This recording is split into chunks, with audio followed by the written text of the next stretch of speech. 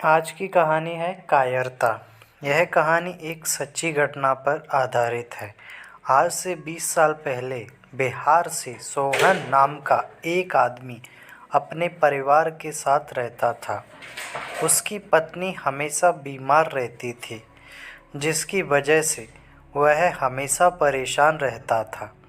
उसका एक बेटा भी था। वह अपने परिवार वालों से बहुत ही ज़्यादा प्यार करता था। बात ठंड के मौसम की है। उसकी पत्नी पहले की तरह बीमार है और वह मज़े से रह रहा था।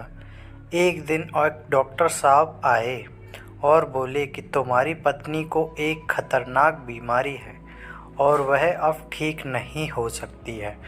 यह सुनकर उसका पति एकदम डर सा गया और बोला, अब क्या होगा। वह बहुत ही परेशान था। उसको रात में नींद नहीं आ रही थी। उसने एक प्लान बनाया और अपने बच्चे को लेकर रात को घर छोड़कर भाग गया। उसकी पत्नी जब उठी तो अपने पति और बच्चे को न पाकर चिल्लाने लगी और खूब रोई।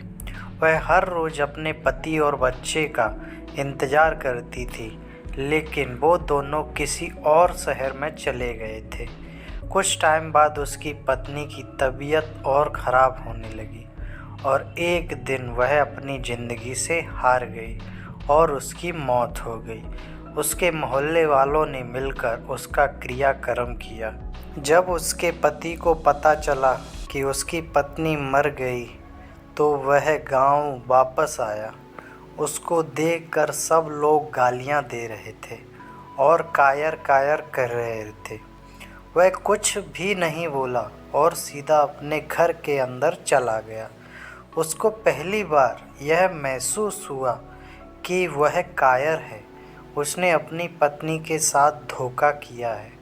पूरी रात उसको नींद नहीं आई। सुबह वह रेलवे स्टेशन की पटरियों पर घूम रहा था कि उसने देखा एक महिला ट्रेन से कट जाने वाली थी।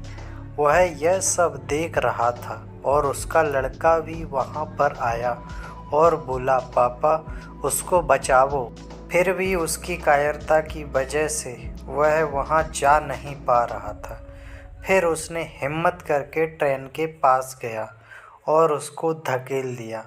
वह औरत तो बच गई, लेकिन सोहन का दोनों पैर कट चुका था और वह खून से लथपथ था। उसने अपने बच्चे को बुलाया और बोला, अब सब तो बता देना कि मैं कायर नहीं हूँ। तुम्हारी माँ को नहीं बचा सका, लेकिन किसी और को बचा लिया।